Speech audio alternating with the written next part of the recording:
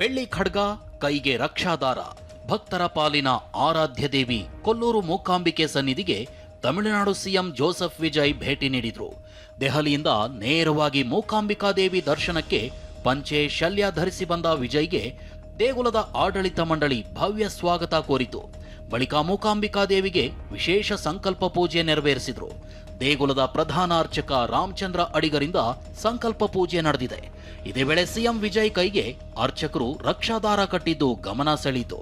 ಉಡುಪಿಯ ಬೈಂದೂರು ತಾಲೂಕಿನ ಕೊಲ್ಲೂರು ದೇವಸ್ಥಾನದಲ್ಲಿ 30 ನಿಮಿಷ ಇದ್ದ ವಿಜಯ್ ವಿಶೇಷ ಪೂಜೆ ವೇಳೆ ದೇವಿಗೆ ಬೆಳ್ಳಿಯ ಖಡ್ಗ ಸಮರ್ಪಿಸಿದ್ರು. ಇನ್ನು ಈ ಹಿಂದೆ ತಮಿಳುನಾಡು ಮಾಜಿ ಸಿಎಂ ಎಂಜಿಆರ್ ಕೊಲ್ಲೂರು ಮೂಕಾಂಬಿಕಾ ದೇವಿಗೆ ಸಮರ್ಪಿಸಿದ್ದ ಚಿನ್ನದ ಖಡ್ಗವನ್ನ ವಿಜಯ್ ವೀಕ್ಷಿಸಿದ್ರು. ಹೀಗೆ ದರ್ಶನದ ಬಳಿಕ ದೇಗುಲದ ಹೊರಗೆ ಕಾದು ನಿಂತಿದ್ದ ಅಭಿಮಾನಿಗಳತ್ತ ಬಂದ ವಿಜಯ್ ಕೈಬೀಸಿದ್ರು.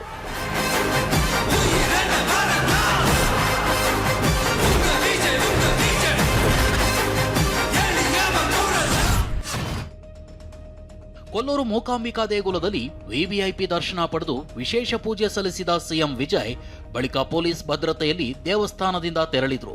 ಸ್ವತಃ ತಾವೇ ಕಾರ್ ಚಲಾಯಿಸಿಕೊಂಡು ಮಂಗಳೂರು ಏರ್ಪೋರ್ಟ್ನತ್ತ ವಿಜಯ್ ಹೊರಟರು. ಇದಕ್ಕೂ ಮುನ್ನ ಮಂಗಳೂರು ಏರ್ಪೋರ್ಟ್ಗೆ ಆಗಮಿಸಿದ ಸಿಎಂ ವಿಜಯ್ರನ್ನ ಸಚಿವ ಯುಟಿ ಖಾದರ್ ಸ್ವಾಗತಿಸಿದ್ರು. ಬಳಿಕ 125 ಕಿಲೋಮೀಟರ್ ರಸ್ತೆ ಮಾರ್ಗವಾಗಿ ಪೊಲೀಸ್ ಭದ್ರತೆಯಲ್ಲಿ ವಿಜಯ್ ಕೊಲ್ಲೂರಿಗೆ ಭೇಟಿ ನೀಡಿದ್ರು. ಕರ್ನಾಟಕ ರಾಜ್ಯದ ಪರವಾಗಿ ಮತ್ತು ಸರ್ಕಾರದ ಪರವಾಗಿ ಮತ್ತು ಜಿಲ್ಲೆ ಜನತೆ ಪರವಾಗಿ ನಾನು ಪ್ರೀತಿಪೂರ್ವಕ ಸ್ವಾಗತಿಸಿದ್ದೇನೆ. ಬಹುಶಃ ಬಹಳ ಆತ್ಮೀಯತೆಯಿಂದ ಮಾತಾಡಿದ್ದಾರೆ. ಬಹುಶಃ ಕರ್ನಾಟಕದ ಬಗ್ಗೆ ಮತ್ತು ಮಂಗಳೂರಿನ ಬಗ್ಗೆ ಬಹಳ ಮೆಚ್ಚುಗೆ ಮಾತನ್ನು ವ್ಯಕ್ತಪಡಿಸಿದ್ದಾರೆ.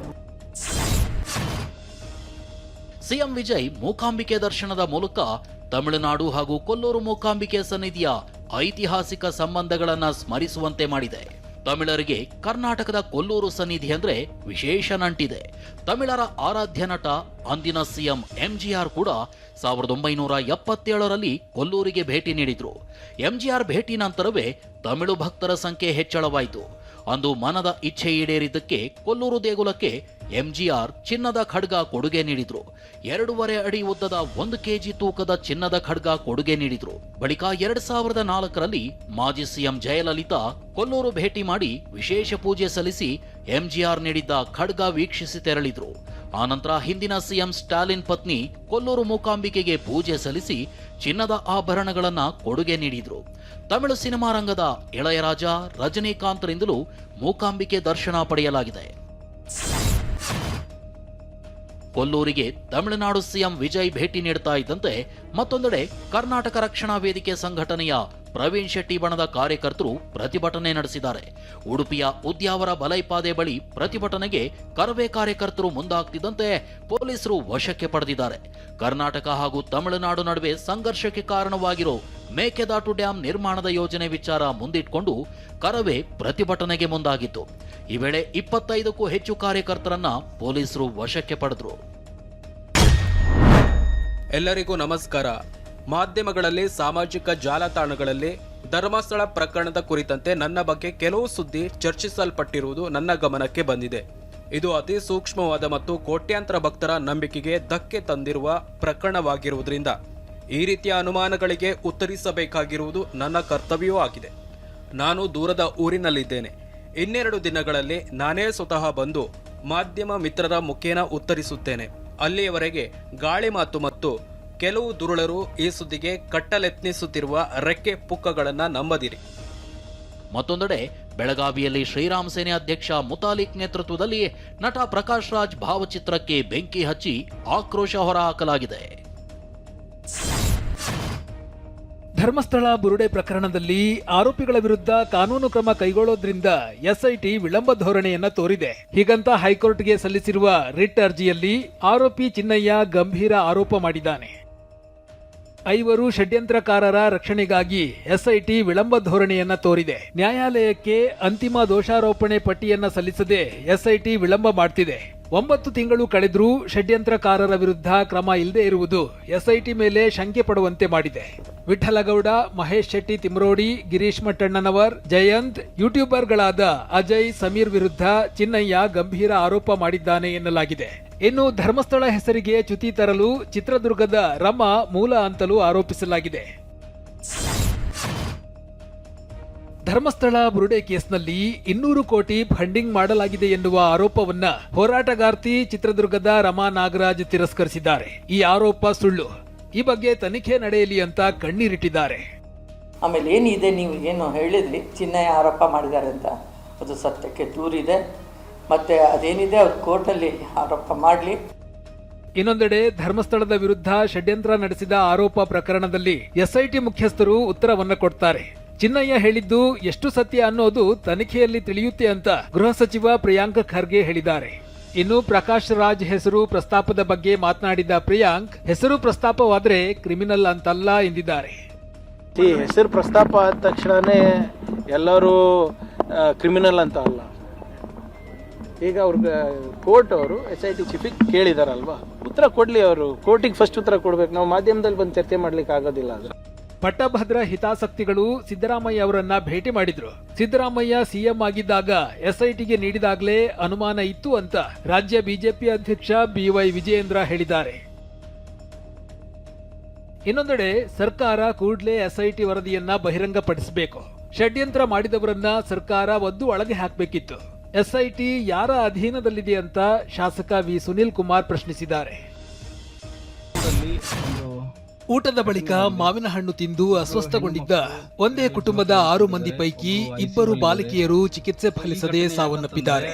ಬೀದರ್ ಜಿಲ್ಲೆ ಔರಾದ್ ತಾಲೂಕಿನ ಶೆಂಬಳ್ಳಿ ಗ್ರಾಮದ 17 ವರ್ಷದ ಭವಾನಿ ಹಾಗೂ 14 ವರ್ಷದ ಸಂಧ್ಯಾ ರಾಣಿ ಮೃತ ದುರ್ದೈವಿಗಳು. ಹೈದರಾಬಾದ್ನಲ್ಲಿ ವಾಸವಿದ್ದ ವೈದ್ಯನಾಥ್ ಕುಟುಂಬ ಮನೆಯಲ್ಲಿ ಊಟದ ಬಳಿಕ ಸಂಬಂಧಿಕರು ತಂದಿದ್ದ ಮಾವಿನ ಹಣ್ಣನ್ನ ತಿಂದಿದ್ರು. ಕೆಲ ಹೊತ್ತಲ್ಲೇ ತಾಯಿ ಇಂದುಮತಿ ಮತ್ತು 5 ಹೆಣ್ಣು ಮಕ್ಕಳು ಅಸ್ವಸ್ಥರಾಗಿದ್ರು. ಮರುದಿನ ಎಲ್ಲರನ್ನೂ ಹೈದರಾಬಾದ್ನ ಖಾಸಗಿ ಆಸ್ಪತ್ರೆಗೆ ದಾಖಲಿಸಲಾಗಿತ್ತು. ಆದರೆ ಚಿಕಿತ್ಸೆ ಫಲಕಾರಿಯಾಗದೆ ಭವಾನಿ ಮೇತ್ರೆ ಮತ್ತು ಸಂಧ್ಯಾ ರಾಣಿ ಮೇತ್ರೆ ಸಾವನ್ನಪ್ಪಿದ್ದಾರೆ. ತಾಯಿ ಹಾಗೂ ಮತ್ತೋರ್ವ ಸಹೋದರಿ ಚೇತರಿಸಿಕೊಂಡಿದ್ದಾರೆ. ವಿಜಯಶ್ರೀ ಹೆಸರಿನ ಬಾಲಕಿಗೆ ಚಿಕಿತ್ಸೆ ಮುಂದುವರೆದಿದೆ. ಮರಣೋತ್ತರ ಪರೀಕ್ಷೆ ಬಳಿಕ ಸಾವಿನ ಸತ್ಯಾಂಶ ಬಹಿರಂಗವಾಗಲಿದೆ. ವಿಮೆ ಹಣಕ್ಕಾಗಿ ಪತ್ನಿಯೇ ಪ್ರಿಯಕರನ ಜತೆ ಸೇರಿ ಗಂಡನನ್ನ ಕೊಂದಿದ್ದಾಳೆ. ಬೆಳಗಾವಿ ಜಿಲ್ಲೆ ಹುಕ್ಕೇರಿ ತಾಲೂಕಿನ ಅಮಣಗಿ ಗ್ರಾಮದ ನಿವಾಸಿ ಮಾಜಿ ಸೈನಿಕ ಸಂದೀಪ್ ಮಾಜರಿ ಕೊಲೆಯಾದ ದುರ್ದೈವಿ. 17 ವರ್ಷಗಳ ಕಾಲ ಸೇನೆಯಲ್ಲಿ ಸೇವೆ ಸಲ್ಲಿಸಿದ್ದ ಸಂದೀಪ್ ಕೆಲ ವರ್ಷಗಳ ಹಿಂದೆ ನಿವೃತ್ತರಾಗಿ ಊರಿಗೆ ವಾಪಸ್ಸಾಗಿದ್ರು. ಇತ್ತ ಸಂದೀಪ್ ಪತ್ನಿ ಸುಮಾ ಪುಂಡಲಿಕ ಹೆಸರಿನ ಪುಂಡನ ಜತೆ ಅಕ್ರಮ ಸಂಬಂಧ ಬೆಳೆಸಿದ್ಲು. 2 ತಿಂಗಳ ಹಿಂದೆ ಸಂದೀಪ್ಗೆ ಅಪಘಾತವಾಗಿ ಆಸ್ಪತ್ರೆಗೆ ದಾಖಲಾಗಿದ್ದ ಪತಿ ಹೆಸರಿನಲ್ಲಿ 2 ಕೋಟಿ ರೂಪಾಯಿ ವಿಮೆ ಮಾಡಿಸಿದ್ದ ಸುಮಾ ಪ್ರಿಯಕರನ ಜತೆ ಸೇರಿ ಗಂಡನ ಕೊಲ್ಲುವ ಪ್ಲಾನ್ ಮಾಡಿದ್ದಾಳೆ. ಆಸ್ಪತ್ರೆಗೆ ದಾಖಲಾಗಿದ್ದ ಸಂದೀಪ್ಗೆ ಸಲಾಯಿನ್ನಲ್ಲಿ ಕ್ರಿಮಿನಾಶಕ ವಿಷ ಬೆರೆಸಿ ಕೊಂದೆ ಬಿಟ್ಟಿದ್ದಾಳೆ. ಬಳಿಕ ಹೃದಯಾಘಾತ ಅಂತ ಕತೆ ಹೇಳಿ ಬಿಂದಾಸಾಗಿದ್ರು. ಈ ಮಧ್ಯೆ ಗ್ರಾಮಸ್ಥರಿಗೆ ಪುಂಡಲಿಕ ಹಾಗೂ ಸುಮಾಳೆ ಸಂದೀಪ್ನನ್ನ ಕೊಂದಿದ್ದಾರೆ ಅನ್ನೋ ಅನುಮಾನ ಶುರುವಾಗಿತ್ತು. ಪೊಲೀಸರಿಗೂ ಈ ಬಗ್ಗೆ ಮಾಹಿತಿ ನೀಡಿದ್ರು. ಅಲರ್ಟ್ ಆದ ಪೊಲೀಸರು ಸುಮಾಳನ್ನ ವಶಕ್ಕೆ ಪಡೆದು ವಿಚಾರಣೆ ನಡೆಸಿದಾಗ ತಾವೇ ಕೊಂದಿದ್ದಾಗಿ ಒಪ್ಪಿಕೊಂಡಿದ್ದಾಳೆ. ನಂತರ ಪುಂಡಲಿಕನನ್ನ ಪೊಲೀಸರು ವಶಕ್ಕೆ ಪಡೆದಾಗ ಆತನು ಕೊಲೆ ಮಾಡಿರೋದಾಗಿ ಒಪ್ಪಿಕೊಂಡಿದ್ದಾನೆ. ಸದ್ಯ ಸಂದೀಪ್ ಮೃತದೇಹ ಹೊರತೆಗೆದು ಮರಣೋತ್ತರ ಪರೀಕ್ಷೆ ನಡೆಸಲಾಗಿದೆ. ಪೊಲೀಸರು ಮರಣೋತ್ತರ ಪರೀಕ್ಷೆ ವರದಿಗಾಗಿ ಕಾಯ್ತಿದ್ದಾರೆ. ರಾಜಕೀಯ ತಿಕ್ಕಾಟ ಪ್ರತಿಭಟನೆಗಳ ನಡುವೆಯೂ ಬಿಡದಿ ಬಳಿ ಗ್ರೇಟರ್ ಬೆಂಗಳೂರು ಸಮಗ್ರ ಉಪನಗರಕ್ಕೆ ಸರ್ಕಾರ ಅಂತಿಮ ಅಧಿಸೂಚನೆಯನ್ನ ಹೊರಡಿಸಿದೆ. ಮೊದಲ ಹಂತದಲ್ಲಿ ರಾಮನಗರ ಹಾರೋಹಳ್ಳಿ ತಾಲೂಕು ಭಾಗದಲ್ಲಿ 3 ಗ್ರಾಮಗಳ 519 ಎಕರೆ ಭೂಮಿ ಸ್ವಾಧೀನಕ್ಕೆ ಅಧಿಸೂಚನೆಯನ್ನ ಹೊರಡಿಸಲಾಗಿದೆ. ಕೆಂಪಯ್ಯನಪಾಳ್ಯದ 384 ಎಕರೆ 22 ಗುಂಟೆ, ಮಂಡಲಹಳ್ಳಿಯ 71 ಎಕರೆ 13 ಗುಂಟೆ, ವಡೇರಹಳ್ಳಿಯ 63 ಎಕರೆ 10 ಗುಂಟೆ ಭೂ ಸ್ವಾಧೀನಕ್ಕೆ ಅಧಿಸೂಚನೆಯನ್ನ ಹೊರಡಿಸಲಾಗಿದೆ. ಪ್ರತಿ ಎಕರೆಗೆ 2.07 ಕೋಟಿಯಿಂದ 2.50 ಕೋಟಿವರೆಗೂ ದರವನ್ನ ನಿಗದಿ ಮಾಡಲಾಗಿದೆ. ಅಥವಾ 50% ಅಭಿವೃದ್ಧಿಪಡಿಸಿರುವ ಭೂಮಿಯನ್ನ ನೀಡಲು ಆದೇಶ ಮಾಡಲಾಗಿದೆ. ಇನ್ನು ಸರ್ಕಾರ ಅಧಿಸೂಚನೆ ಹೊರಡಿಸಿದ್ರೂ ಅದಕ್ಕೆ ರೈತರ ಒಪ್ಪಿಗೆ ಬೇಕು. ಬಿಡದಿ ಬಳಿ ಟೌನ್ಶಿಪ್ಗೆ 80% ರೈತರ ವಿರೋಧ ಇದೆ ಅಂತ ಕೇಂದ್ರ ಸಚಿವ HD ಕುಮಾರಸ್ವಾಮಿ ಹೇಳಿದ್ದಾರೆ. ರಾಜ್ಯಸಭೆಗೆ ಸಲ್ಲಿಸಿದ್ದ ನಾಮಪತ್ರ ರದ್ದಾಗಿದ್ದನ್ನ ಪ್ರಶ್ನಿಸಿ ಸುಪ್ರೀಂ ಕೋರ್ಟ್ ಮೊರೆ ಹೋಗಿದ್ದ ಮೀನಾಕ್ಷಿ ನಟರಾಜನ್ ಅವರಿಗೆ ಹಿನ್ನಡೆಯಾಗಿದೆ. ಹೈಕೋರ್ಟ್ ಮೊರೆ ಹೋಗಲು ಅರ್ಜಿದಾರರಿಗೆ ಸುಪ್ರೀಂ ಕೋರ್ಟ್ ಸೂಚನೆ ನೀಡಿದೆ. ತೆಲಂಗಾಣ ಕೋರ್ಟ್ನಲ್ಲಿ ಬಾಕಿ ಇರುವ ಕೇಸ್ಗಳ ವಿವರ ಮುಚ್ಚಿಟ್ಟ ಆರೋಪ ಹಿನ್ನೆಲೆ ಕಾಂಗ್ರೆಸ್ ಅಭ್ಯರ್ಥಿ ಮೀನಾಕ್ಷಿ ನಾಮಪತ್ರವನ್ನ ಚುನಾವಣಾಧಿಕಾರಿಗಳು ತಿರಸ್ಕರಿಸಿದ್ರು. ಸುಪ್ರೀಂ ಕೋರ್ಟ್ ಹೇಳಿದಂತೆ ನಾವು ಹೈಕೋರ್ಟ್ಗೆ ಹೋಗ್ತೇವೆ ಅಂತ ಎಐಸಿಸಿ ಅಧ್ಯಕ್ಷ ಮಲ್ಲಿಕಾರ್ಜುನ್ ಖರ್ಗೆ ಹೇಳಿದ್ದಾರೆ. ಇದೇ ವೇಳೆ ಬಿಜೆಪಿಯವರು ತಮ್ಮ ಜನರನ್ನ ಎಲ್ಲಾ ಕಡೆಯೂ ಕೂರಿಸಿದ್ದಾರೆ, ಬಿಜೆಪಿ ಪ್ರಜಾಪ್ರಭುತ್ವವನ್ನ ಕೊಲ್ತಿದೆ ಅಂತ ಖರ್ಗೆ ಕಿಡಿಕಾರಿದ್ದಾರೆ. ಪೋಕ್ಸೋ ಪ್ರಕರಣದಲ್ಲಿ ವಚನಾನಂದ ಸ್ವಾಮೀಜಿ ವಿರುದ್ಧ ಹರಿಹರ ಪೊಲೀಸರು 410 ಪುಟಗಳ ಚಾರ್ಜ್ ಶೀಟ್ ಸಲ್ಲಿಸಿದ್ದಾರೆ.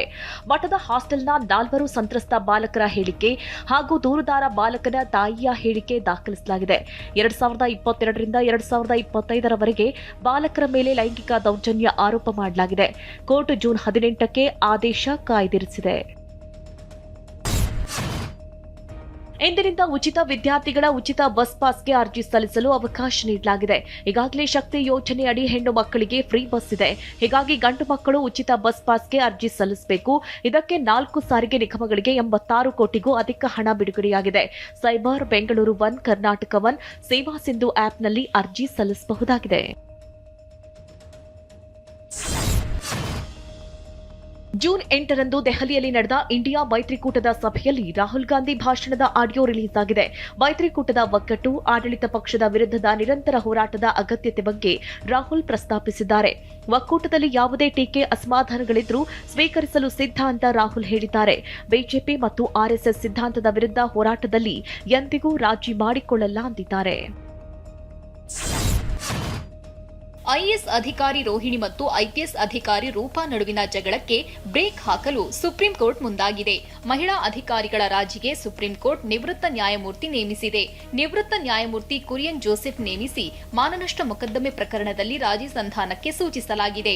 ರೋಹಿಣಿ ಮತ್ತು ಡಿ ರೂಪಾ ಇಬ್ಬರೂ ಉನ್ನತ ಹುದ್ದೆಯಲ್ಲಿದ್ದು, ಹೀಗೆ ಸಾರ್ವಜನಿಕವಾಗಿ ಜಗಳ ಸರಿಯಲ್ಲ, ಕೋರ್ಟ್ ಹೊರಗಡೆ ಕುಳಿತು ಚರ್ಚಿಸಿ ವಿವಾದ ಬಗೆಹರಿಸಿಕೊಳ್ಳಿ ಅಂತ ಸುಪ್ರೀಂ ಕೋರ್ಟ್ ಆದೇಶಿಸಿದೆ.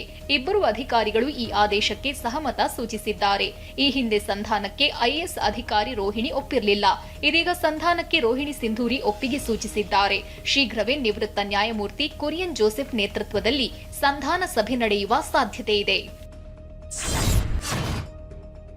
ಮೆಕ್ಸಿಕೋದ ಎಸ್ಟಾಡಿಯೋ ಅಜ್ಟೆಕಾದಲ್ಲಿ ಜೂನ್ 11ರಂದು ನಡೆದ 2026ರ ಫಿಫಾ ಫುಟ್ಬಾಲ್ ವಿಶ್ವಕಪ್ ಉದ್ಘಾಟನಾ ಪಂದ್ಯದಲ್ಲಿ ಮೆಕ್ಸಿಕೋ ದಕ್ಷಿಣ ಆಫ್ರಿಕಾದ ವಿರುದ್ಧ 2 ಗೋಲು ಬಾರಿಸಿ ಜಯ ಸಾಧಿಸಿದೆ. ಝೆಕಿಯಾ ವಿರುದ್ಧ ದಕ್ಷಿಣ ಕೊರಿಯಾ ಅಮೋಘ 2 ಗೋಲು ಬಾರಿಸಿದ್ರೆ ಝೆಕಿಯಾ 1 ಗೋಲು ಬಾರಿಸಿ ಸೋಲಿಗೆ ಶರಣಾಗಿದೆ. ಸಿಎಂ ಡಿಕೆ ಶಿವಕುಮಾರ್ ದೆಹಲಿಯಲ್ಲಿ ಕೇಂದ್ರ ಗೃಹ ಸಚಿವ ಅಮಿತ್ ಶಾ ಅವರನ್ನ ಭೇಟಿ ಮಾಡಿದ್ದಾರೆ. ಸಿಎಂ ಆದ ಬಳಿಕ ಮೊದಲ ಬಾರಿ ಅಮಿತ್ ಶಾ ಅವರನ್ನ ಭೇಟಿಯಾಗಿ ಚರ್ಚಿಸಿದ್ದಾರೆ.